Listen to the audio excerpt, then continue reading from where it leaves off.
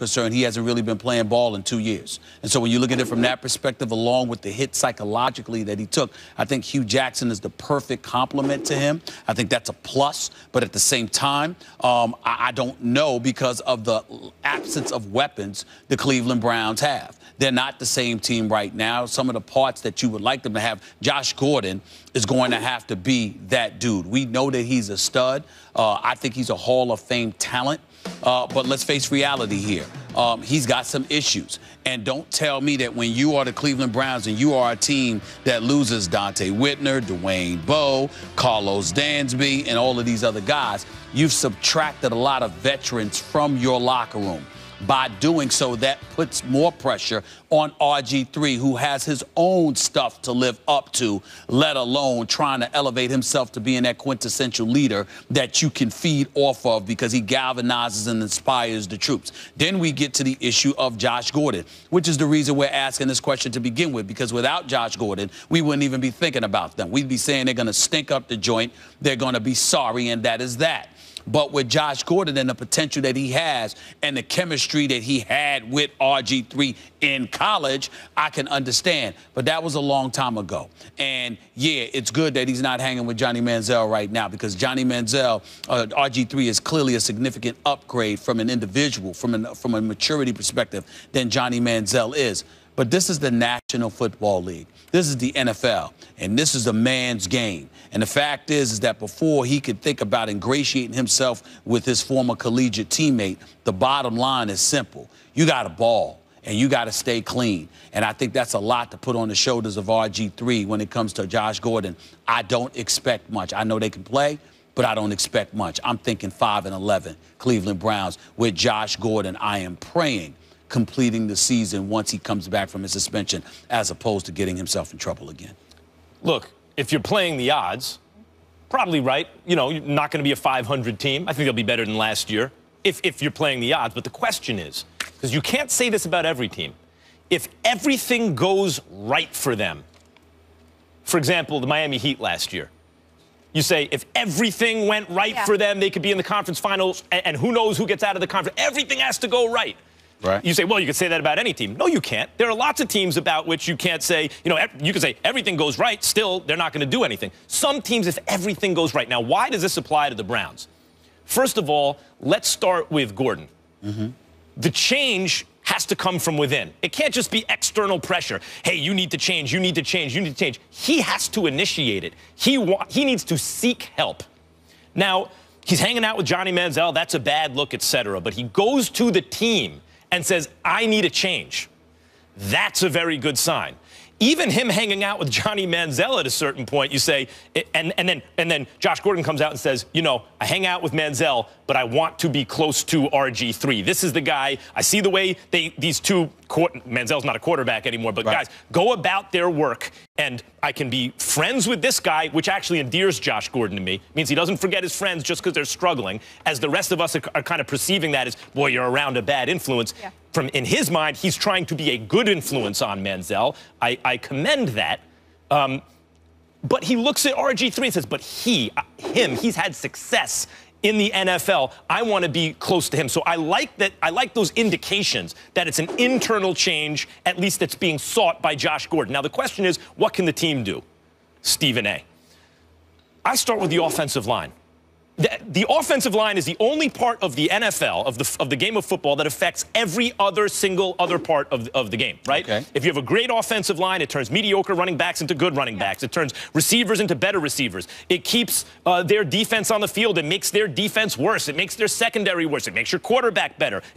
So look at that offensive line, anchored by Joe Thomas, who may be the best offensive lineman in the game. I mean, he's in the conversation. At 31 years old means really he's still in his prime. Sometimes like left tackles hit their prime around 31. All right. Pro Football Focus has them as the 5th in their offensive line rankings, 5. So how does that apply to Gordon, to Josh Gordon, and RG3 specifically? Well, what can RG3 still do? Stretch vertical passing, stretch vertical yards. Same thing with Josh Gordon. I called Casey Joyner, the football scientist, this morning. Casey, am I crazy or can they do something? He said, Max, I think if they stay healthy, they have a chance to be a top 5 stretch vertical quarterback receiver combination. You put a top 5 stretch vertical quarterback receiver combination on a team with an offensive line that's in the top 5. Don't tell me they can't make the playoffs, because they can. Well, you're blowing me away with this, because I'm not even thinking about Josh Gordon when you say something like that. I'm not thinking about him because I'm thinking about his talent, and I know that it's there. Can he get, if he's on a football field, can he get open against other corners in this game? Of course he can. He's Josh Gordon. But I do think you're bloviating a bit excessively about RG3. What the hell is this? I mean, you're acting like RG3 is fresh off of a good season, and it's just that the team is suspect. So because of that, along with Josh Gordon, we've got a reason to be suspect about them. We have a reason to be suspect about RG3. Now, I will confess that I do believe he's taken too many hits from the standpoint of a personal level, where people are attacking him like he was a criminal or a drug addict or something. That's not RG3. RG3 is a good dude in terms of that. Being mature enough, know how to conduct himself, doesn't get in any kind of trouble or anything like that. Parents, military, like all that kind of discipline stuff. He's to be commended for all of that. But RG3, the quarterback, remember, he was a running quarterback when he came into the league and was phenomenal as a rookie, scaring the daylights out of you as a Giants fan, no question. But then after that, he goes into Mike Shanahan's office. He determines that he wants to be a pocket passer. He doesn't want to go out there and use his mobility, his legs, his athleticism to make things happen. And he was a bit suspect. Now, we didn't like the extreme measures that Jay Gruden, the coach of the Washington Redskins, his former coach, went through in terms of dissecting RG3, talking about what he's doing wrong, 3-step, drop, 5-step drop, reading through his progressions. And that's the excessiveness in terms of the details with which he highlighted the deficiencies of RG3 was downright insulting, not because he was inaccurate, but because we hadn't seen a coach so publicly deride his quarterback the way that Jay Gruden had done at that particular moment in time. Having said all of that, Jay Gruden didn't appear to be wrong. The things that he was saying about RG3 appeared to be at least somewhat accurate. And so when you take that into consideration, I'm saying you go to Cleveland, and I said this, Max, before they acquired him and when they acquired him. Here's my thing about Cleveland. City's great. Fans are fantastic. All of that stuff is true. That cold weather coming off of Lake Erie, bro. My man, let me tell you, you call me whatever you want. Let me tell you something right now. I still have a hard time talking to LeBron. I still have a hard time saying anything to him other than hi and bye, because he left South Beach for this, for Cleveland. And that weather. Listen, you could say it's different, but that wind and that cold coming off of Lake Erie, right, and the football field, at least the Q, the Quickens Loans Arena, is downtown. I mean, Lake Erie is right on the stadium is right on the water. I mean, it's coming fresh off you. I'm just saying. Sometimes that's a good thing. Listen, I'm saying to you, not for RG3, the quarterback. Listen, sometimes I see these warm weather teams like the Chargers. I'm like, come playoff time, they're at a disadvantage. They don't have to deal with the elements. And that kind of like lack of adaptation to the elements maybe sometimes hurts them when they do have to adapt. I feel you on that for most. But I'm saying for an unproven pocket passer, I want to talk about RG3, that's my concern. Go ahead. I want to talk about that. You're right. RG3 scared the hell out of me when he was a rookie. In fact, as a Giants fan, I didn't think very much of Washington as a team. But he was the most feared player for me as a Giants fan watching those games. I didn't fear any player in the NFL as much, forget about more, as I feared RG3 as a rookie. He was completely unstoppable. Now, he's not that same guy anymore. Injuries, lost half a step, and it's gotten into his head. And maybe you're right, maybe he went too far in the other direction and wants to be something that, he doesn't use all his weapons, or he's somehow caught in between. Whatever it is psychologically with him. The question with RG3, it's not like a guy, their previous, would-be hero, Johnny Manziel, where we'd never seen him do it on an NFL level. We just didn't know if it was there. We suspected it might be, but we didn't know. RG3 has already done it on an NFL level like very few have ever done it out the gate. I mean, he was already an excellent NFL quarterback as a rookie. Can I interject? So it's in there somewhere. Let me interject before I let you go on to tell you why I disagree with that point.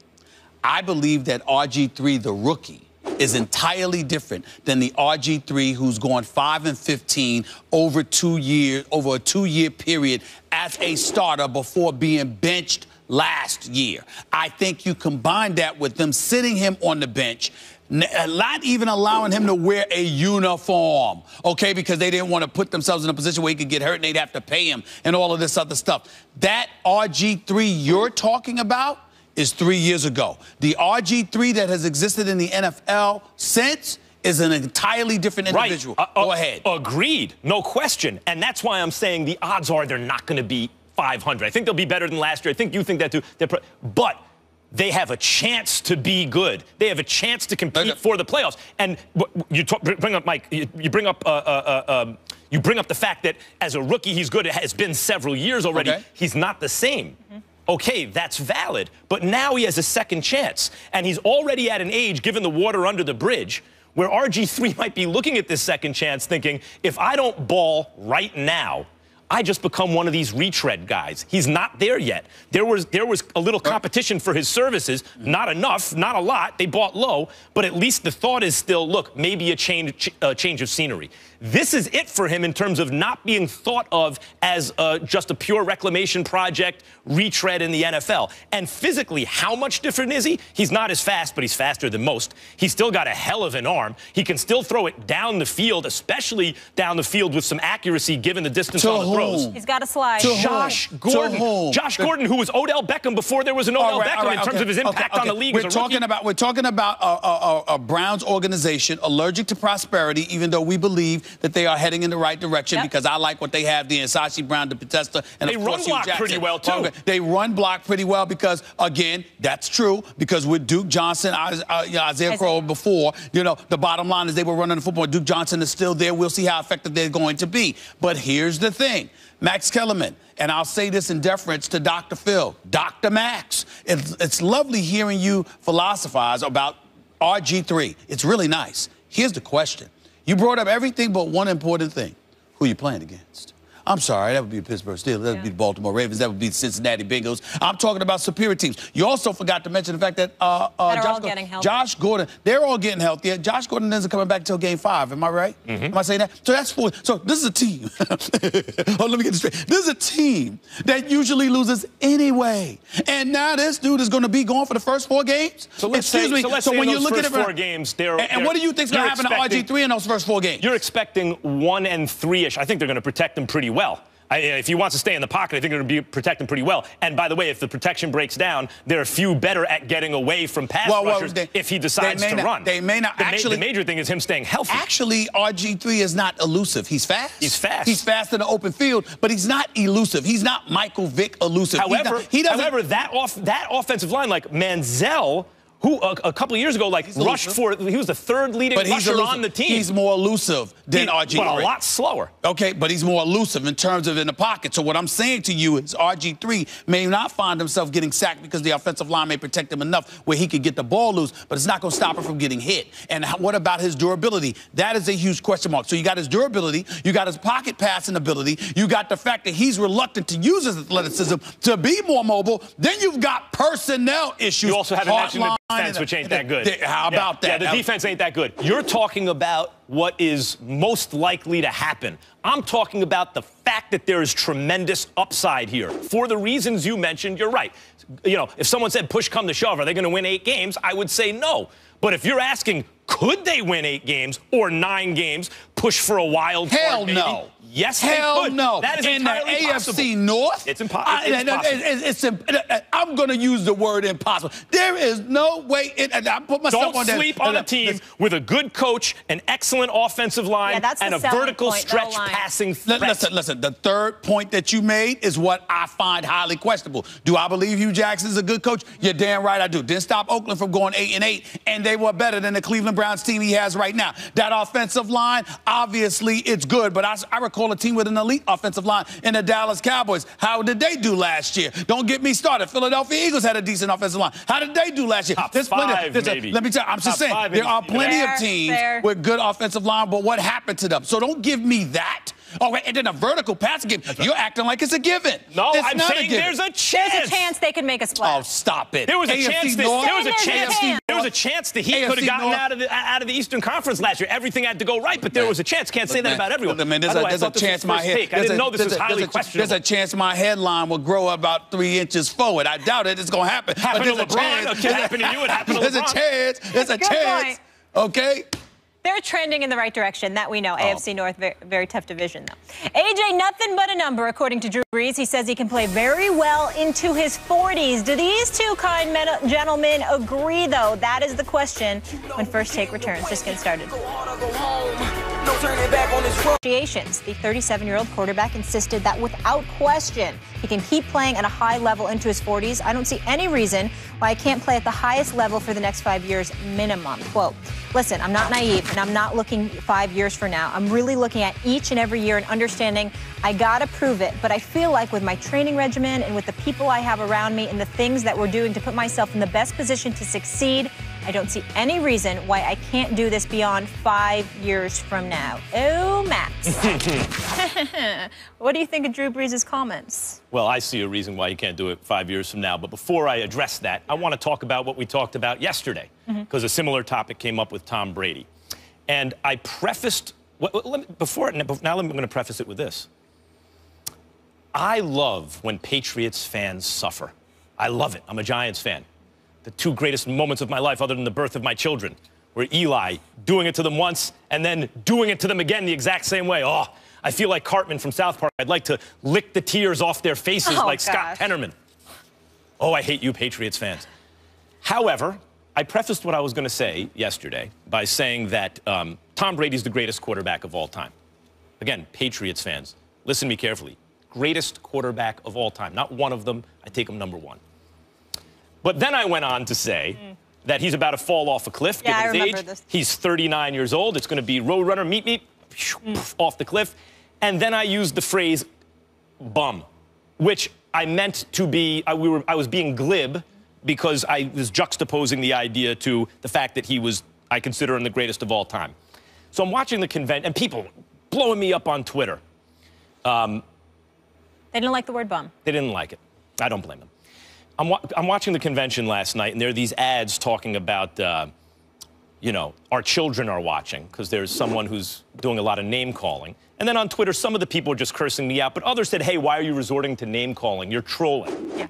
That is not my, well, that's not my conscious intention. Maybe on some level I was trolling. But that's not what I want to do, because it obscures the point I'm making. And the point I'm making is that no quarterback who ever lived has played well past 41 years old. Age 40 is their last effectively elite season of anyone. Brett Favre, you know, Peyton Manning, anyone you want to talk about, they don't have a age 41 season that you would call elite anymore. And most of them really aren't effective NFL play. Almost none of them are ever effective NFL quarterbacks anymore on a starting level. Almost none, ever, never. Now, how does this apply to Drew Brees? What is Drew Brees really doing here, Stephen A? He wants to get paid. And the way you get paid in the NFL is the guaranteed money. And the way they give you the guaranteed money is they prorate it over years to avoid huge cap hits. So for him to get paid, he has to say, I can play till I'm 45. Now, maybe he really believes that, but the truth is the odds are zero that Drew Brees will be a good quarterback when he's 45 years old. The odds are zero he'll be in the NFL. It's never happened before at the quarterback position in the modern era. It's not going to start with Drew Brees. I love Drew Brees like everyone else. He's among my favorite players ever, but it's simply never going to happen. Now, let's say for some reason Tom Brady or Drew Brees become the first player ever where it happens for them. It's like LeBron when he was down 3-1, Stephen A. He gets enormous credit now because he did the impossible, because no one ever did what he did. Muhammad Ali against George Foreman, the Rumble in the Jungle, winning the title back, 5-1 underdog. Well, I always knew Ali was going to do it. Well, if you knew he was going to do it, then maybe he didn't just pull off the miracle, right? The fact is he did the impossible. That's why we love him and remember him now. If Tom Brady or Drew Brees play for another, till they're 41, 42, still as elite quarterbacks, they will have done something that's never been done before, and the amazing nature of the accomplishment is directly proportional to the impossibility of the odds of it happening. There is no way Drew Brees can play till his mid-40s. It's never going to happen.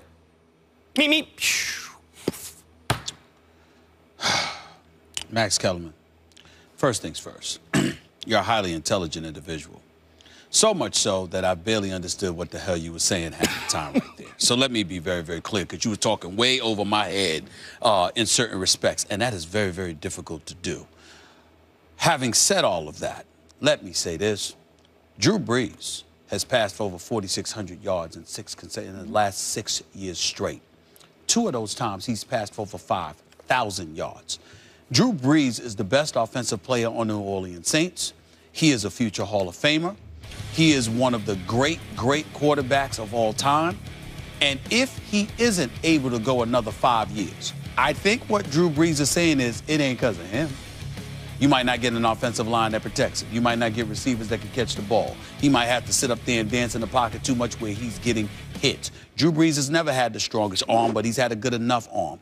Most of his damage is made prior to the snap because of his ability to read defenses, read coverages, make the necessary adjustments, audibles, etc. This is what he does. He's a brainiac. He's incredibly cerebral at his job. When you consider what he is able to do, what he has been able to do in the past, and then you think about what they have right now, the kind of weapons that he has available to him now, and Cooks and Fleener's now there and what have you.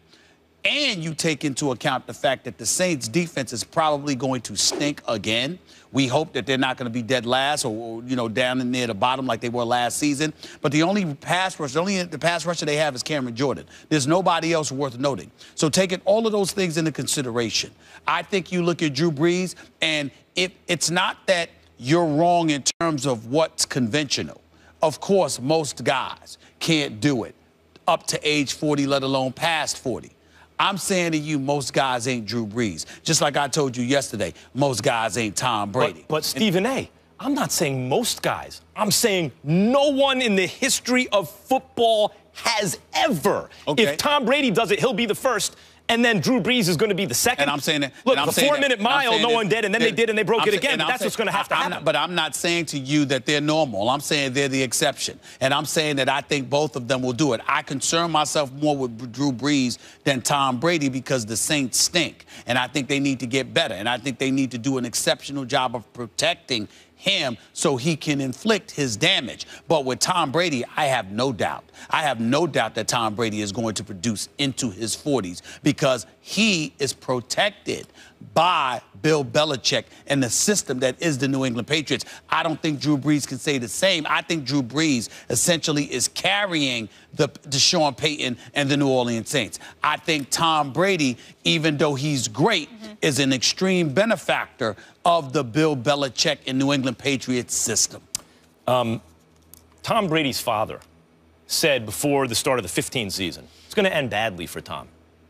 Tom Brady's father? Tom Brady's father. So? Because he says Tom's going to want to go out there till he's 70. They're going to have to rip the uniform off him. So there's going to come a time where he's not good anymore. So what we all know that. If you keep playing, eventually you're going to be a bad player.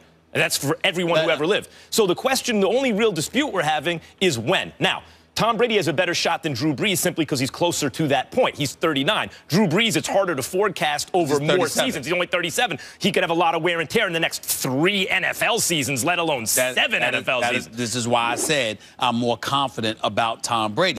But I also think it's important that you recognize, first of all, let me say something to you about Tom Brady and other great ones. And you know this. You should almost be ashamed for trying to make this argument. When you are great, yeah, you might have a moment where you stink up the joint. But usually you sit up there and say, I just can't do this anymore. Like, for example, Tim Duncan really struggled last year. But in that Game 6 closeout game where they lost to Oklahoma City, who was on the floor for San Antonio? It wasn't LaMarcus Aldridge. It was Tim Duncan. And who was balling? It was Tim Duncan. Okay, Kobe, like you said, because of injuries and beyond, he stunk up the joint. Last game, dropped 60 on Utah. All I'm saying to you is this. Tom Brady may end up being exposed as not being what he once was at some point, and it'll be time to let it go. And I know you didn't want to use the word that you used. Fair enough. Even though if it were me, and that's what I said, damn it, that's what I said. But we're two different children cats. Are watching. I feel you. Children are watching, Stephen A. Damn it, it's sport. Look. I get it. You want to be above name calling. Yes. I feel you on that. I prefer to be factual. Yeah. When I sit there and say something similar about Jay Cutler, I mean it. It's the truth. Period. Now back to the point. My point to you is this. When I look at what Tom Brady is, he is the kind of guy, to me, that will sit up there and say, hey, it's over. I can't do this anymore. He Not won't according regress. to his father. Yeah. According to his... Now, the only argument we're really having is when. Yeah. Everyone knows if you keep playing, you're eventually going to be bad. So the question is when. And this is the argument I heard for Jeter, Kobe, Peyton, and now Tom Brady. No. I know the history of humanity says one thing, but this guy's special. As though no one who is special has ever existed before. Now, for Patriots fans who are like, oh, I thought you said he's the greatest ever. Maybe he'll be the one to do it. Yeah, that's a good argument. He keeps himself in shape. We know more about nutrition. He's on a great team. He has 2 tight ends now. He doesn't have to throw it all the way down the field forever, et cetera, et cetera. Yeah, that's a good argument. If someone could do it, maybe it will be Brady. But the odds are long. Yeah. And if you don't think the odds are long, then you won't give him exceptional credit when he does it. Because he's probably not going to. The conversation isn't about whether the odds are long or not. The conversation is about whether or not you think he could do it. No. I accept it. I respect the fact that that it's long, but I believe he can do it. And the reason I say fall off a cliff is because that imagery to me is what happens. The great ones, like Brady, like Peyton, like Kobe, like Jeter, like Willie Mays, they seem to be sailing along at such a high level. Hank Aaron even hit very close to the end of his career, had a 40-home-run season, one of his best hitting seasons. They see and they make contemporaries feel like, oh my God, they're as good as they've ever been. They can keep doing this and then comes the cliff. Shh. That's what I'm saying about Brady. That's my whole point is watching him play, you think he can keep going forever, and I'm here to tell you, not only is that not going to happen, but the end is almost here. I appreciate your veracity. I appreciate your honesty and the whole bit. You have no factual evidence to back that up. The whole history of humanity. He has history, but if anybody can defy the odds, it's Tom Brady. The way this man takes care of But what are they doing? They'd be defying the odds, right? But they'd be defying the odds. Yes. Okay. But if it could have, who said that? But if it could ever happen, it would be somebody like this guy. You guys ready to move on? Yes. All right. You don't want to miss this next topic. The NFL's most hated players list. You need to check this out. Wait till you see how high T.O. is ranked and some of the others. We're going to get into it, break it all down, and I'm pretty sure these two do not agree. So who is the most hated NFL player of all time, you ask? Now pay very close attention to the criteria for this list. Sporting News came out with a list of the 40 most hated players of all time. However, one major caveat, Aaron Hernandez, Ray Caruth, O.J. Simpson, and Ray Rice were left off for obvious reasons. Instead, the focus was narrowed to players who were hated while they were on the field. Michael Vick takes the top spot, followed by Terrell Owens. You can marinate on that list there for a second. So with that being said, what's the biggest issue for you guys on this list? Stephen A., do you want to start? Let Max go? Okay. Well, first of all, you understand, given the criteria, why Vick is one. Otherwise, you'd be like, wait, where's Aaron Hernandez, right? But yeah, of course. So you see Vick is one. T.O. is two. What is the issue that people have with T.O.? One of the greatest receivers of all time. And then the question was, okay, but how does he handle the big moment? And this was a time, don't forget, where Brett Favre was throwing interceptions in the playoffs, and he was loved. The media was waxing poetic about how selfless he was, even as he was tanking his team's chances at that point in his career. But look, he suits up he takes every snap and he's on the field, and look at him, no matter what injuries. No. Don't stop. Don't do that. Don't forget this about Brett Favre. Oh, look at how he jumps into the arms of his offensive lineman. Oh, look at how he hugs his guy. I mean, it's just so wonderful. He he looks like a little kid out there. He's throwing up plays in the dirt, you know. Okay, remember when Cam did that last year? Yeah, a little different. Well, I'm going to get to Cam in a second. T.O. has a bad leg. He's bad wheel. Playing on one leg. Says, I'm going to play in the Super Bowl. And some of the media focus was that he was being selfish for risking his team's chances while playing hurt just because he wanted to be on the field. What are people? And then in the Super Bowl, he is the best player on the field on either team. Yeah, I can understand why you hate that guy more than anyone who ever played other than Michael Vick. And then Cam Newton. He's a little lower down on the list, but Cam Newton appears on the list. I get it. He's famous. Part of this is just hating on famous and good players who don't play for your own team. And hating on his dabbing. No question. Let me just get this straight. I don't like it. I love it, what I'm saying. I don't understand why people hate it, my point. Let me just get this straight.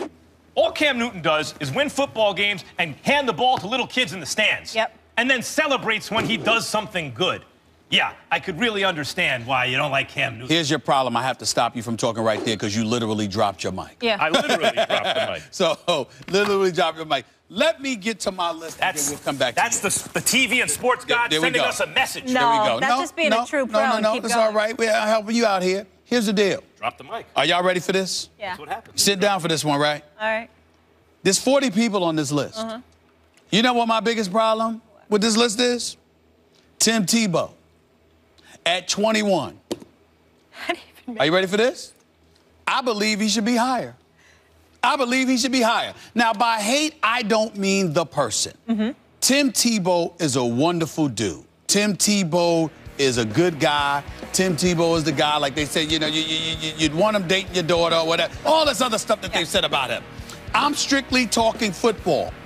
If there were a person that should be despised, it's Tim Tebow. Because as a football player, if you are an NFL guy, the fact that this guy got the shine that he got for the years that he received it is as nauseating as it gets. Think about what people have to go through to get to the NFL.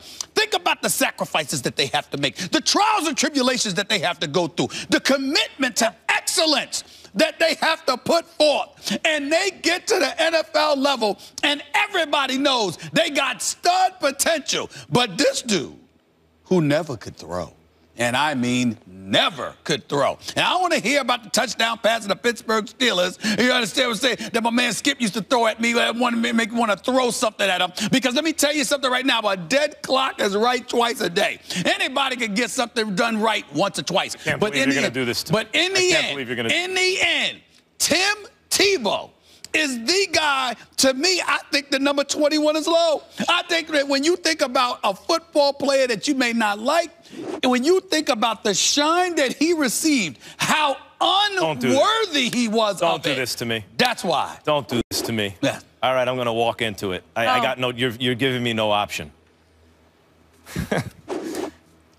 Kyle Orton was a low-average quarterback at the time. They couldn't buy a win. Tim Tebow starts, and they win 7 games, make the playoffs. He's 7-3 lifetime. 7-4. 7-4. 7-4. And won a playoff game. And won a playoff game, right. And never got another opportunity in the league. I'm sorry. Whatever you think of Kyle Orton now, in retrospect, at the time at least, the perception was he's not an average quarterback, but he's like low average. He's not terrible. And they couldn't buy a win. And now, look, Tebow's mechanics and all those things, mechanics are a means to an end. It's significant if you can't get the job done. But if you can get in the huddle, and whether by inspiration or perspiration or your arm or your legs or luck, if you can help your team or lead your team to victory when they weren't winning right up until the point you came into you took control, and then they won almost twice as much as they lost and won a playoff game, right. And you never get another opportunity. I understand why some people think he got media attention out of proportion to his accomplishments or his abilities. But actually just doing that is what I just mentioned, what he accomplished, is much more than most ever do. How could you have him the most hated? He had a cup of coffee in the NFL, is all we talked about. That was a good cup of coffee, though. Got the milk and sugar just right. Let me explain. You took me here. It's your fault. No, you did. It's your fault. No, it's your fault. It's your fault. You actually started it. Stop it. Let me tell you something, Molly and Max. See what he did. Okay? You saw when you... Do you realize that Tim Tebow won a football game completing 2 passes? Do you realize that? 2 passes. He won a football game? Yeah, he won a football game. Oh, what's the operative word there? Time out. I recall there being special teams on a football team. I recall there being a defense. I recall for a minimum of 3 quarters, this dude was god-awful. I recall him, over the course of a season, completing 46.5% of his passes. If people complete 60% of their passes, we consider it subpar. He's at 46%. He could run the football. With him, the Denver Broncos had the #1 rushing attack, okay, with the read option and all of this other stuff. But the bottom line is this. He couldn't throw. So from a talent perspective, let me talk to you. You ever heard the name Denard Robinson out of Michigan? Yes, course. He had some skills. Shoelace. Did he ever get given the chance that Tim Tebow was given? He was given one chance. In fact, he wasn't given enough. He's given one chance. Let me tell you something. What I'm saying to you is this. Tebow got sabotaged in New York. The whole Rex, I'm not blaming him for the Rex Ryan situation at all. And obviously, he had to leave Denver because they got Peyton Manning. Do we have to talk about this topic on this show still? No, I don't like it either. But here's the point. When you talk about being on the hated list, the reason why I say his name should be elevated is because he debunked the theory and the notion and the fact that you had to bust your tail and be a actual talent in order to be on the NFL level. Nothing can take away from what he could achieved in college.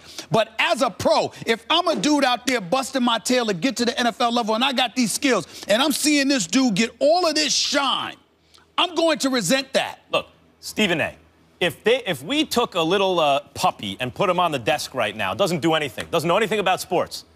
We took a parrot or a monkey, whatever it is, and put it on the desk, and the ratings went up.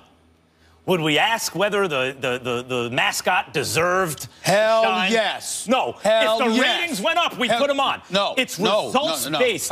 If you start a guy, and look, you said, well, there were special teams on the field. There was defense on the field. Yeah, but ratings didn't help a football team win. The point, no. The point is, they were on the field with Kyle Orton, too, but they couldn't win until they were inspired or Tebow's legs, or maybe he even got a little lucky or otherwise. I'm almost allergic. When Mark Bulger took over for Kurt Warner, that was due to injury, don't forget. Right. Was Mark Bulger as good as Kurt Warner? No. But they went 8-0 to start that season, and Kurt Warner never started for the Rams again. But Mark Bulger actually won. Mark Bulger actually played quarterback, and he actually could throw the football. He wasn't a running back playing the quarterback position. Stephen A., number one, I'm not claiming he can throw the football. That's right. I'm saying he won with them, and he never got another shot. I'm saying to you, we're talking about why I believe he should have been elevated on the hate list, because it's a level of resentment that you have for somebody that can't play a position but is receiving all the shine for it. And last point is this.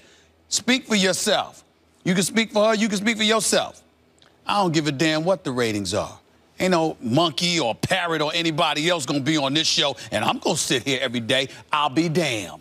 Yes. So that would be my position. I would not accept that. Let's talk to the producers. I just want to get a little puppy, put him right here. And watch what I do. And see what happens. Watch what I do. If the ratings go up, you show up the next day. I might take it home. I might take it home with me, but they ain't going to sit up here with me for the show. Promise you that. Even if it's correlation, that's all I'm trying to say. I know correlation does not equal causality. I get that. And essentially the argument about Tim Tebow is, now there was a correlation with him winning, going 7-4, making the playoffs for a team that couldn't win without him, and winning a playoff game, but it's not causal, and all the talent evaluators in the NFL saw the same thing, and he never got another shot.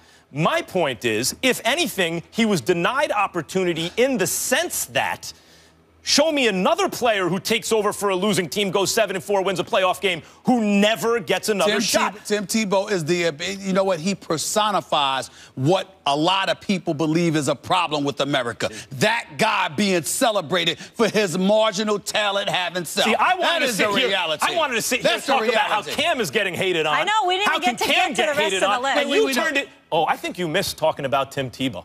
I think that's what it must be. I think this is a deep psychological issue. Oh, my Lord. You turned this into a Tim Tebow discussion. He was on the list. He was on the list at number 21. I think he should have been higher. There's no excuse to hate Cam. Listen, there's no excuse to hate you Cam. got one excuse. Jump on the ball, Cam. Otherwise, like, loose ball, jump on the ball. Don't jump away from it. Otherwise, he's, other than LeBron, the greatest athlete on earth, maybe the best football player in the world, gives the ball to kids in the stands. I don't know why there's hate for Cam. I agree with that. There's no argument there. We will leave it there, gentlemen. We'll go to boxing next, shall we? Coming up, Roy Jones Jr. He is getting ready to fight at age 47. Good idea. We get into it after the break. At 47 years young, Roy Jones Jr. is getting back in the ring to fight journeyman Rockin' Rodney Moore. The bout is August 13th. It's in Pensacola, Florida. Now, this fight will headline the Island Fights 38 card. This is an ongoing series that combines boxing matches and MMA bouts on the same show. Jones is 63-9 with 46 KOs. Stephen A., 47. Should Roy fight? No, he should not. Max covers the sport of boxing. He works with Roy Jones. I've known Roy Jones for years because obviously he was pretty close with Allen Iverson. And, you know, Roy and I have gotten to know each other. And, you know, I consider him a friend. I think he's a beautiful person. I got a lot of love for him. And I say everything that I'm about to say. It's nothing new.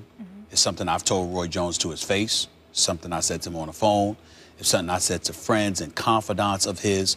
I've wanted Roy Jones to retire since he got knocked out by Lebedev back in 2011, if I remember correctly. I think it was May 21st, 2011. He got knocked out in Russia. Went to Russia again and got knocked out last year, December 12th. And I was screaming again, they don't need to allow him to fight anymore. I do believe that some of the shots that he's taken, he's never, even though the Tarver stoppage, that can happen to anybody, Max. You know this better than me.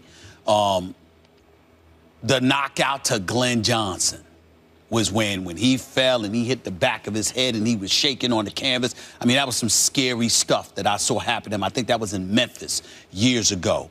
He continues to fight. He's fighting no-names. He's fighting, you know, cruiserweights and guys like that. And even though he's won some of them against these no-names, when he's been knocked out viciously. Macaronelli, I believe. I mean, he fell face first.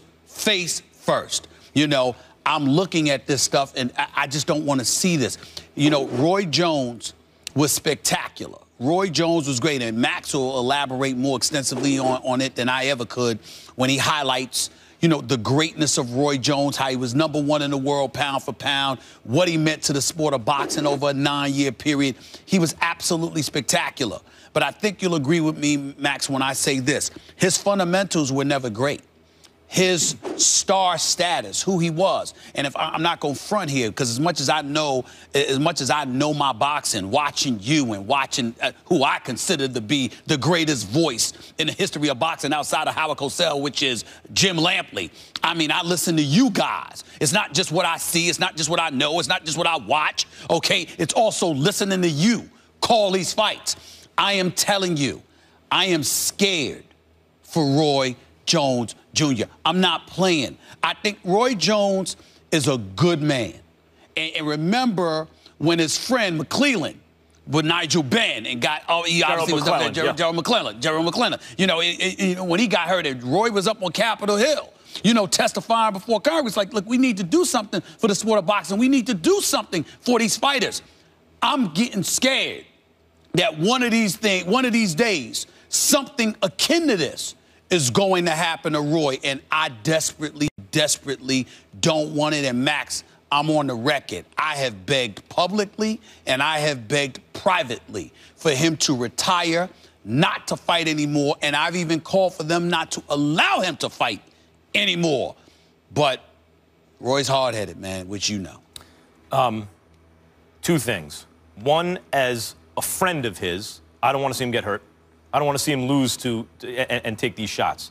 But let me tell, and you know, we are colleagues and everything. Yeah. And actually, the first fight I ever worked with him, he was ringside, and I was at the host position. I was the analyst, and Bob Costas was the host. And Bob asked me about Roy, who had just, if memory serves, lost to Antonio Tarver. This is a guy who never lost a round to anyone. All of a sudden, he was knocked out.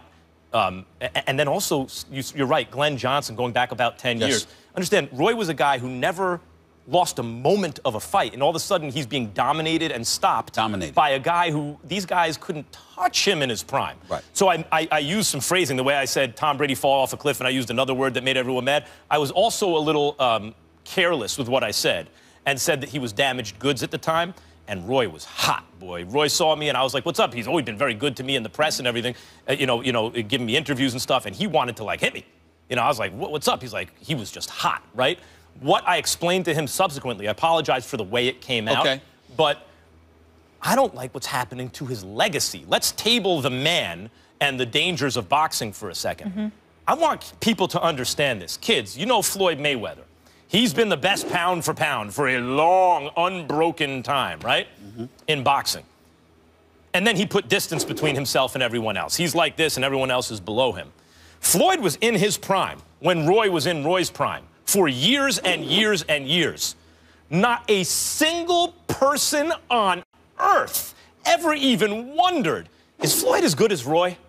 You understand how good Roy Jones was? It's like when Jordan was in his prime and Shaq was coming up, and no one ever asked, is Shaq as good as Jordan? Then the day Jordan retires, Shaq puts that same distance between him and everyone else. That's who Jordan was. That's who Roy was. He put distance between him and Floyd, like Floyd puts more distance even than Floyd puts between him and everyone else. Roy was the best I'd ever seen in person with my own eyes. They couldn't touch him. With knockout power. Just go look at old clips of Roy. I'm not talking about from 10 years ago. I'm talking about from 15 years ago. This is how good Roy was. Remember when Mike Tyson knocked out Michael Spinks? Yeah. Kids, this is the distant past. Everyone thought Mike Tyson, they wouldn't say it out loud, but he's going to be the greatest fighter ever. Mm-hmm. He's going to be better than Ali. He's going to be better than Sugar Ray Robinson. He's going to be the greatest ever. That's what people were thinking, and the old-timers wouldn't say it, but everyone was thinking it. If I told you on that night that there is an amateur junior middleweight who is never going to come close to really losing a fight, should won a gold medal, got ripped off, win titles at middleweight, super middleweight, jump up to light heavyweight, jump up to heavyweight, against John Ruiz, beat a top 5 heavyweight and one day open 2-1 to beat Mike Tyson, you would say that's not possible. You're describing the best fighter ever. That's how we perceived Roy Jones the night he beat John Ruiz. This guy may challenge Sugar Ray Robinson for the #1 pound-for-pound spot of all time. The fact that kids nowadays see Roy Jones even competing, let alone losing, to these fighters, I hope people understand, none of these guys could last a round or two with Roy in his prime. So there's the man that I'm worried for, my friend, who I understand, I respect him. By the way, if you have Roy Jones as a friend, you have a friend. He is loyal. Roy would give you the shirt off his back. He never looks for publicity for it. I've had people come up to me and say things like, he paid for their kids' school and stuff. You know, like, he's an amazing guy. I forgot the guy's name, but you'll remember this. Some guy, this is not an exaggeration, Molly. Some guy fought him. And you know how they say, Roy Jones, from Pensacola, Florida. This guy was from Rahway State Prison. That's what they announced him as, okay? He comes out, muscles everywhere. He races across the ring to swing on Roy.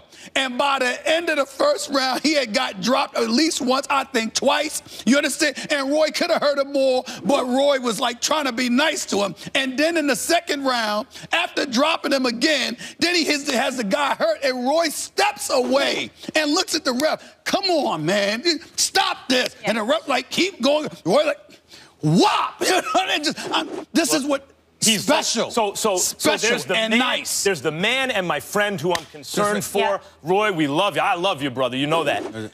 But then there's also the boxing fan in me who wants people to understand what this man was at his best. I do not want people thinking about this fighter. I want people remembering the guy he was in his prime, because you will never see something like that again. We got to go. Yep. Roy Jones Jr. was every bit as marvelous as Max just described. People barely remember that now. We don't even see his fights. Even when he got knocked out, I saw it on YouTube. I didn't even know he had a fight.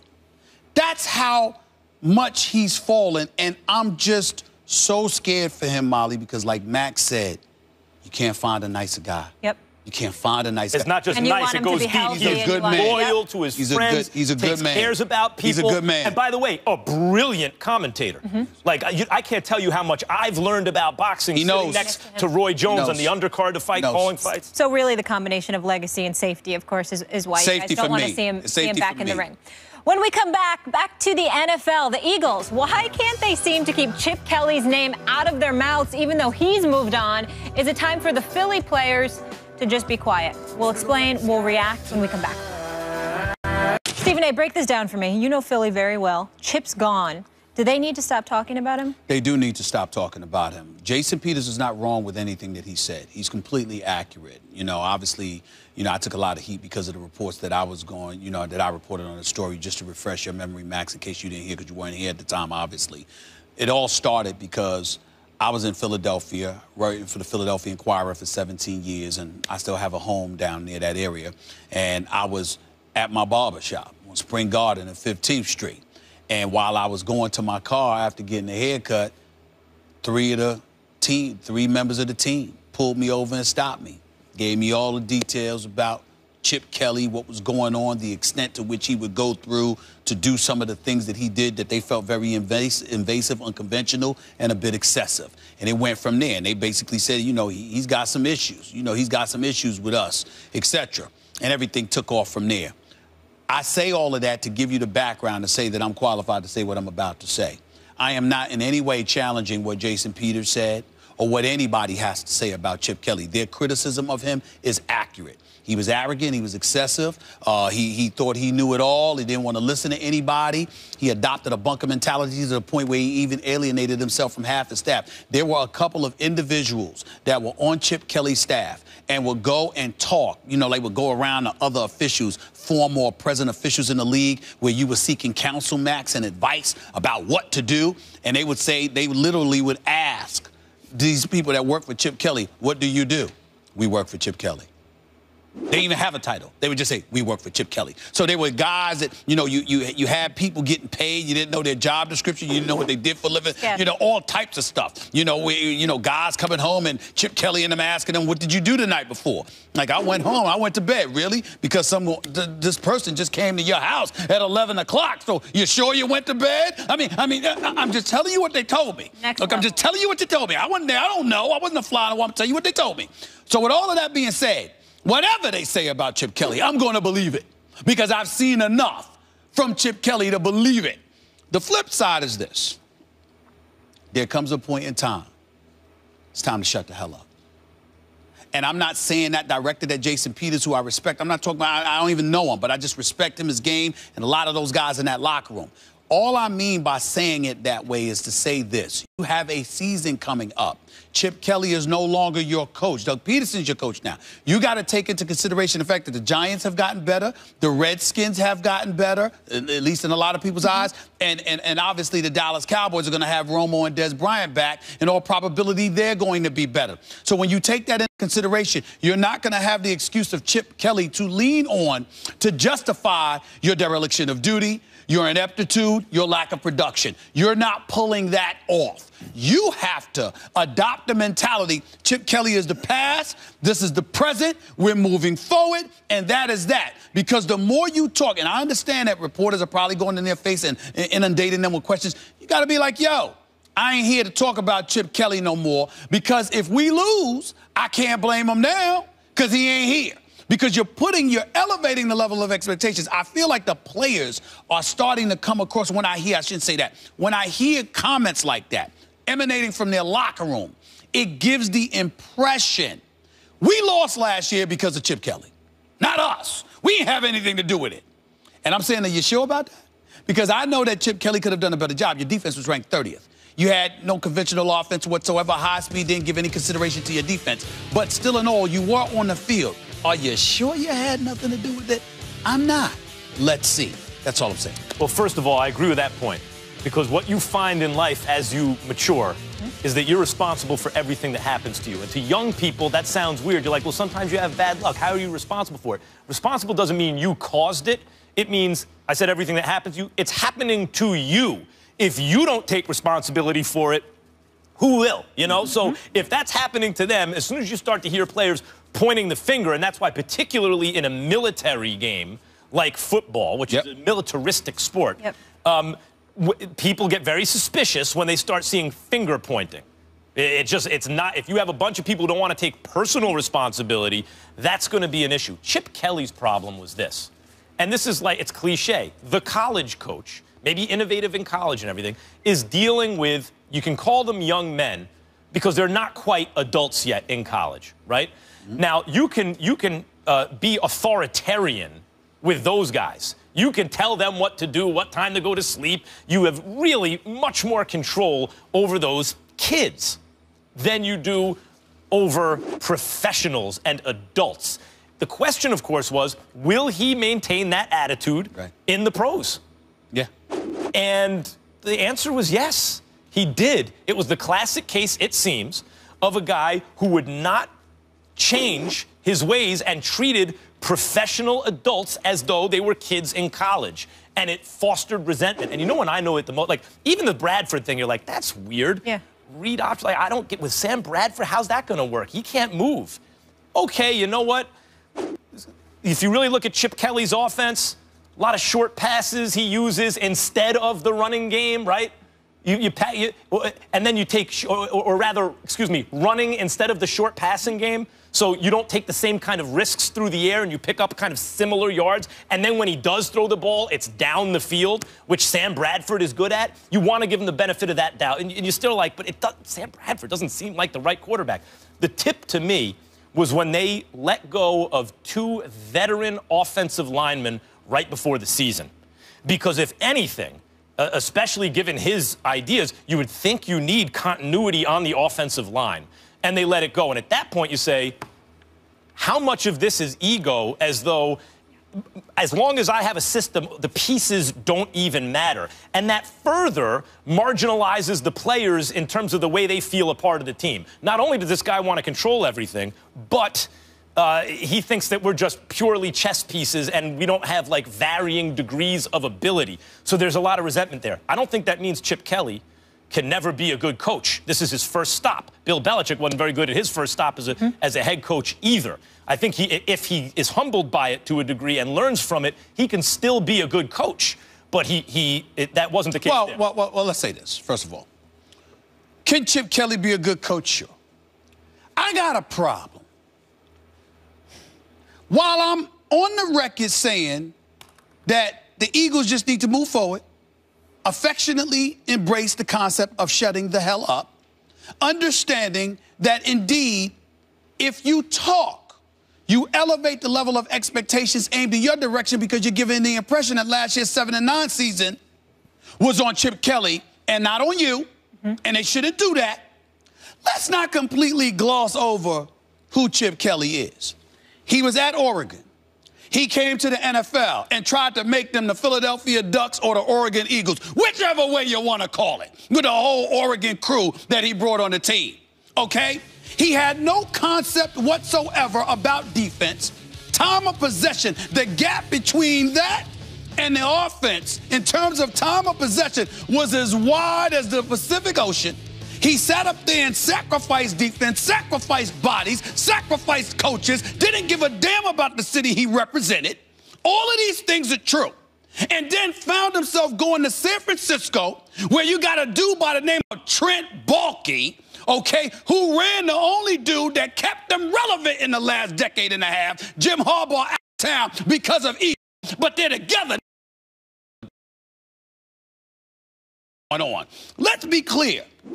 No one ever questioned Chip Kelly's football knowledge. What we've questioned about Chip Kelly is where your mind is, what do you really, really care about, and how do you go about the business of ingratiating yourself with people that ultimately you will need to produce for you.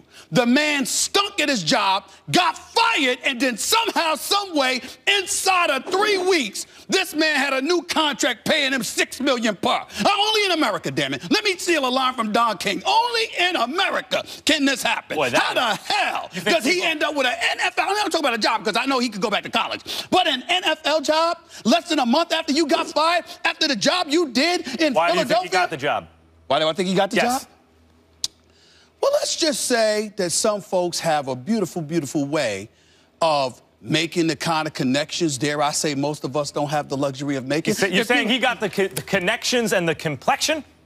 Yeah. By the way, kids, you think he had a pretty good column to read in Philadelphia? I'm certainly not saying that that's the case with everyone, but it's certainly the case with Chip Kelly. By the way, real quick, I agree that you can't, but you can't just ask players to know this for themselves. You have to have a moratorium. You have to instruct your players, stop answering questions about Chip Kelly. That's the only way to get that done. And that's the bottom line. Even if the criticism is valid, let's move on now, because it's just going to start to make them look weak with you guys on that. Column out of Philly. Yeah, he brought it. You're lucky I wasn't there writing the column at that time last year. Up next, a lucky man. We have a very special guest. He knows a thing or two about playing ball. Actor John David Washington is here. You don't want to miss it. Stay tuned for that next. Looking smooth. They're killing my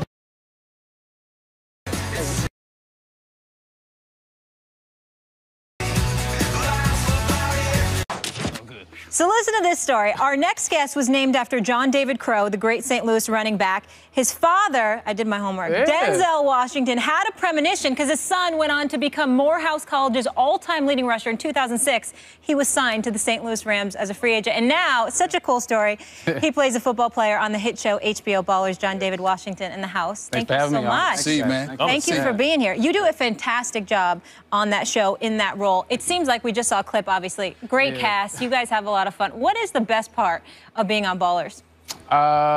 Besides the camaraderie of the cast and crew and the city, you know, they've ingratiated us in filming, you know, and it's really one of the main characters, I believe, the city of Miami itself, and they're very supportive and it's been a lot of fun filming all over the place in Miami. Good city. Yeah. Look, looks like a lot of fun. It's good times. Looks like a lot of fun. Good times. Yeah. Good, clean family fun. Miami. Oh, Restaurants, museums. It comes across on the screen. Like, you're right. It's a character. You want to be watching the show, even if it's just for weather porn. You know, like whatever it is. You want to be watching the show. So you're working out with the Rock. You know, you're in his kind of area, in his vicinity, and this dude is jacked up and in shape, and you're going to be doing stuff, you know, from time to time that shows off your physique. Does that put extra pressure on you to make sure that you know, are jacked up like The Rock? Nah, not at all. Actually, it's way more fun training to look like I can play ball instead of when I was actually playing ball, being a trainer for television. So, no, it's no extra pressure. I don't have to lift as heavy. I can do higher reps, you know, lower weight, and it's a lot of fun getting ready physically for this character. Talk to me about the show itself. I mean, you know, I've watched it. Obviously, you're doing a fantastic job. I'm a fan of Dwayne Johnson because I was a wrestler fan. I used to watch him as The Rock a lot and all of that stuff. You know, he's Brick on General Hospital. That's right. So he's got some acting skills. He can relate. Oh, look at you. You got your SAG card? Yes, I do. All right, yes, I do. Yes, I do, actually. Us actors got to stick together. Us lesbians. But check it out. Looking at Ballers, I want you to talk to me about the show itself and because I think every show, particularly a show like that in this day and age, is trying to send a message through the various stories that it tells. Ultimately, what is the theme of this show, and what do you think makes the show so successful thus far? I think, especially my approach to this Ricky character, is a chance to show human beings, you know, go through real things. I mean, they do super ordinary things on Sunday, Monday nights, you know, playing ball, but they're regular people, you know, and they feel and they hurt and they have to make certain decisions that affect their family and loved ones on a daily basis. So just to kind of get a snapshot of that and see the, you know, the different and various, you know, situations that these players are put in when they come into big money. I mean, their life changes automatically, like instantaneously, right at the draft and after the draft. Life changes. And so those kinds of responsibilities that are getting put on these young men that don't really have, they're really getting a crash course in learning on the fly with millions, it's a lot of pressure. Who's telling these stories more? You, The Rock, others? Because obviously y'all have the kind of background where y'all can speak to those kind of things. What about others on the staff? Wait, so you mean? I'm just talking about, I know the producers obviously have a role, they have a very big role in formulating the storylines. Right. But how much input do y'all have with Well, I believe that's the teamwork part of this production. I mean, the producers to the writers, and they give it to the actors. And the actors bring certain qualities and realness and authenticity to every character. And that's why chemistry is such a big deal. I mean, you guys have it here, you know, and once you start flowing together with the words that are coming off of the page, you make it your own, you know, in the team concept. So I believe Dwayne it's really close to his art because he's transitioned beautifully from a athlete, you know, to actor, to another occupation. And so it's this role for him in particular is very close. Gotcha. You know, it's close to home. And a lot of times that's harder to play too. I'm sure you get this all the time because Denzel Washington's son, you can act. I mean, you are a talented actor. Yes, you are. I thought that before I knew you were. I think Michelle Beal or Marcellus Wiley said, "Oh yeah, that's Denzel Washington's son." Oh yeah, okay, I get it. But you can act. All-time leading rusher at Morehouse. You even get to play out the fantasy of playing in the NFL through Ballers. I'm sure it has. But has anything bad ever happened to you? Well, I mean, listen. Girls all like you. I hear that all the time. I mean, I sabotage many relationships through the paranoia of trust issues or whatnot. But no, I'm very blessed. I'm a lucky individual to have two functional, active parents in my life, and big time supporters of me. Ever get a paper cut? I mean, listen, I've broken clavicle, a couple jinx this kid. concussions, you know. Yeah, A football. girl ever break up with you? Yeah, sure. All right. I feel a little bit better. No. Can we move on? And it's a lie. I got you. Acting, football, which one was your passion? Well, I guess both, really. Acting, I wanted to do my entire life. I saw my father do Othello, Shakespeare in the Park, when I was 5, and I fell in love with the language. And I was reluctant. My reluctance stemmed from my relationship, you know, and nepotism in the business. And so I used my rebellious quest, surge, crusade.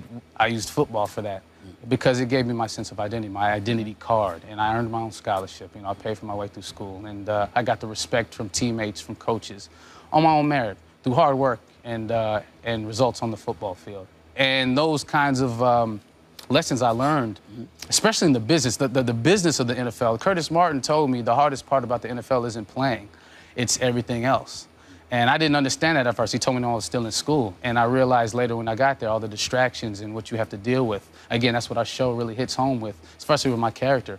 All the distractions surrounding you. It's almost like your sanctuary. When you get to the field or get to the facility, it's like, now I could just do what I've been doing since I was 5 years old.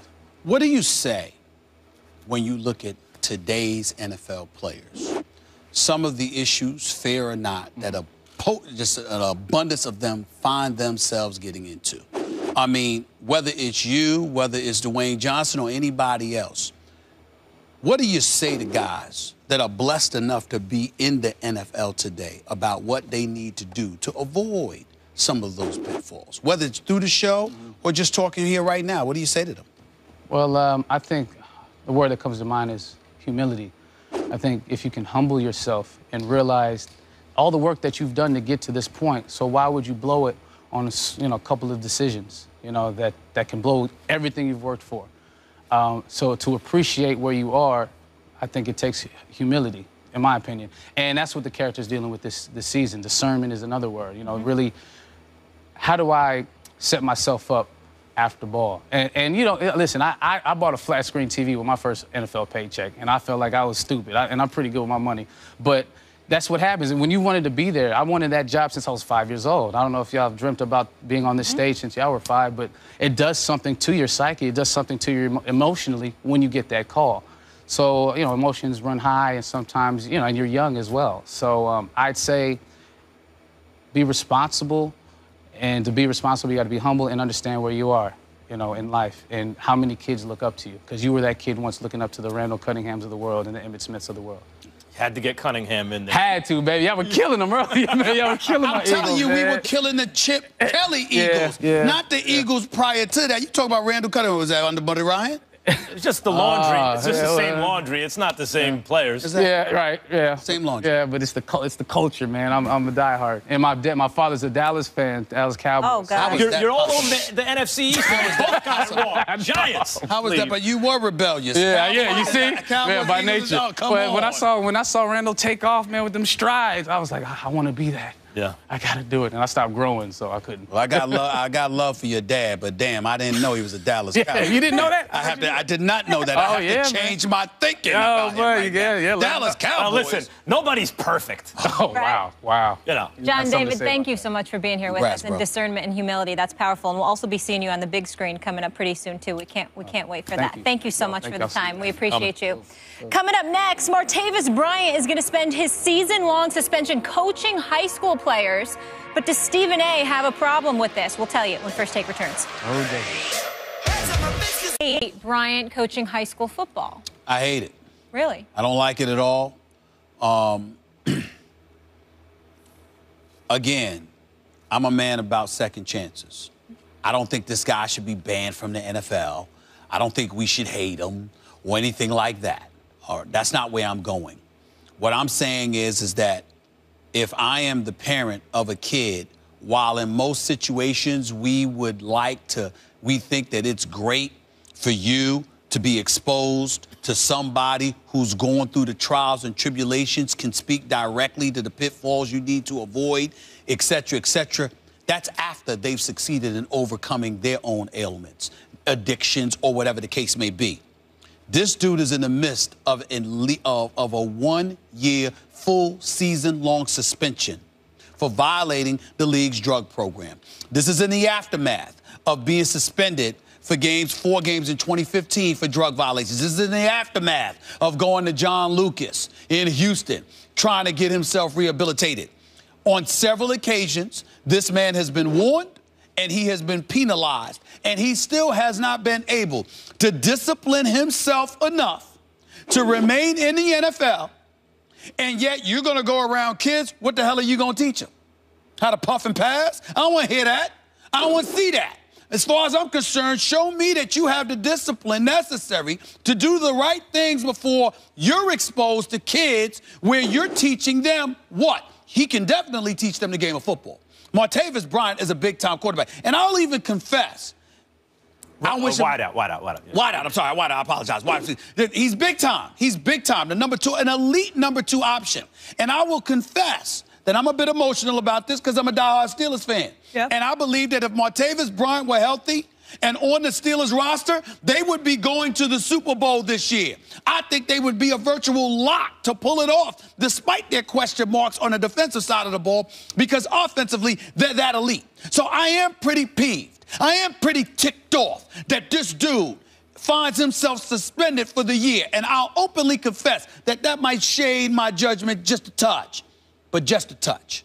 Principally speaking, I have no problem with him being around the kids. I have a problem with the timing. You haven't proven that you're worthy enough to be around kids, teaching them how to act. You're not just coaching. You know how kids are. You can go there and counsel them and talk to them about football. But because of your greatness as a talent and your stature as a star in the NFL, they're going to walk off that field and come talk to you and lean on you for guidance, counseling, wisdom, etc., because that's the way it works with aspiring athletes. And what the hell are you going to do then? What are you in position to do then? I don't like this one bit. If this were a year or 2 from now, yes. Right now, while in the throes of this suspension, he has no business around high school kids. I totally disagree. I love this. What else is this guy supposed to do that's more constructive? First of all, he keeps getting suspended, as I keep bringing up, because the NFL has an antiquated drug testing policy. They choose to test for marijuana. They take money from alcohol companies. They advertise beer on TV. It's worse for you than marijuana, according to all the studies. Societal impact I'm talking about, for sure. I find it hypocritical that they test, as apparently I say every day, because this keeps coming up with issues with players. It's hypocritical of them to choose to test for marijuana. I don't want to hear about, well, one's legal, one's illegal. The fact that prohibition remained against marijuana when it ended against alcohol was an outrageous political fact of the time. I don't want to get into it right now. Anyway, the guy's suspended for a year. You know what he knows how to do better than anything else? Play football. You know what he's going to do with his time? Teach kids to play football. I mean, like, look, Snoop has a past. Snoop famously would not pass an NFL drug test. And Snoop is involved with youth football at various points in his life. And if my kid, as long as they're not driving a car or something, if my kid was a little football player and Snoop wanted to show him some stuff, I'd be fine with that. I don't see why Martavis Bryant's different. As somebody who knows Snoop, who has spoken to Snoop on many occasions, I promise you that Snoop Dogg, despite what he does, would not condone those players doing it. You think Martavis Bryant would? No. That's not what I'm saying. What I'm saying to you is Snoop would sit there and say to them, as archaic and draconian as these rules are, these are the rules. Don't mess yourself up by getting yourself involved in this situation. What makes you think that Martavis Bryant would be like, hey, don't do what I did? I would assume that would be his position. I absolutely believe he would do it. I'm just saying it would have more cachet coming from somebody like Snoop, because Snoop wasn't stupid enough to get himself suspended and cost himself money. That's the point. I am not going to be mad at a guy who wants to spend his time. I'm saying the high school. Doing what he knows best. No, I don't blame him. Helping high school kids. Martavis Bryant is doing the right thing for himself. I'm saying if I'm not high school, I wouldn't want him doing it. I'm saying if I'm them, not him, he's not doing anything I'd take him wrong. I'm the principal of the high school. Come on, Martavis. I got a top flight NFL talent coaching my kids. Hell sure. no. I don't think Hell so. no. Hey, Martavis, will you tell him to stay off drugs? Yes? Okay, come on. This subject. Diane. All right, we're moving on. Coming up, should the reigning two-time MVP actually, I'm lying. That's not what we're doing next. More First Take after the break. Stay here. Why are you looking down? Who are you talking to when you're looking at the glass? With Charlie Rosen on today's FastBreak.com, Phil Jackson said today's players lack the skills to run the triangle offense effectively, saying, quote, today's players simply lack the skills to play the triangle. They know how to play one-on-one, catch and shoot, and they've mastered crossover dribbles, spins, playing off of screens, and step-back shots. They don't know how to execute things like inside reverse pivots and other basic footwork. They have no sense of timing or organization. They don't really know how to play 5-on-5 basketball. It's strictly generational. So now we all know Jeff Hornacek plans to run a version of the triangle this upcoming season. Oh, Stephen A., your reaction? My reaction is that Phil Jackson absolutely disgusts me. This New York Knicks squad under his regime is 49-115. I'm going to repeat that. 49-115. He disgusts me because he's not wrong, but he's disingenuous. If you just look at the quote on its face, he's talking about the players. He's not taking into account everything that comes with it. The age at which they enter play in the NBA. NBA coaches who are not necessarily teaching as much as they used to because they don't have the same level of security, so they're looking for the closest thing to finished products that they can find. College coaches, AAU coaches, everybody looking to get themselves in position where they can cash in. No player knew. I remember when Phil Jackson took over Chicago. He had to nurture and help Michael Jordan along in terms of at least psychologically adopting a mindset, conducive to what Phil, with Tex Winters, the architect of the triangle, wanted to install and implement, okay? These are the kind of things that happen. It's why coaches exist. It's why assistant coaches exist. It's why a general manager exists who hires the coaches, and you're working in concert with one another to teach the players. So it's not about them not knowing. It's about what you are teaching and what you are enforcing and what you are implementing. Phil Jackson, did it ever occur to Phil Jackson that maybe, just maybe, had you decided to coach bad hips and all, instead of having a person in Derek Fisher who never coached a day in his life come and coach the New York Knicks for the first season and a half, did it ever occur to you that they might have a better knowledge of the triangle at that particular moment in time? And then, by the way, Phil Jackson, Mr. 11 rings, no doubt. Michael Jordan and Scottie Pippen for 6 of them. Kobe and Shaq for the other, for 3 of them. For 3 of them. Yeah. And then Kobe with Pau Gasol and the crew for the other 2. So, again, we're talking about you having some of the greatest players in NBA history.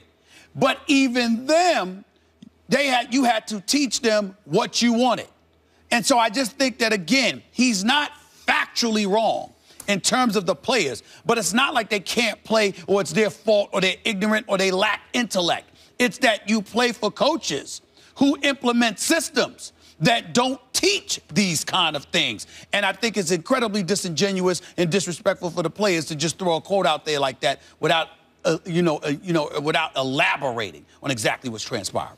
Stephen A. and Knicks fans, kids, let Uncle Max do this for you. And Stephen A., I'm going to turn that frown upside down. Okay. This is my gift to you going into the weekend. Molly, this is my gift. We're going to have a happy Stephen A. Smith after our first week of shows together. This is my gift to you, Stephen A. It's not that you're wrong about what you said, but that's not what's going on here. This is the good news, Knicks fans. Good news, Knicks fans. What Phil Jackson here is doing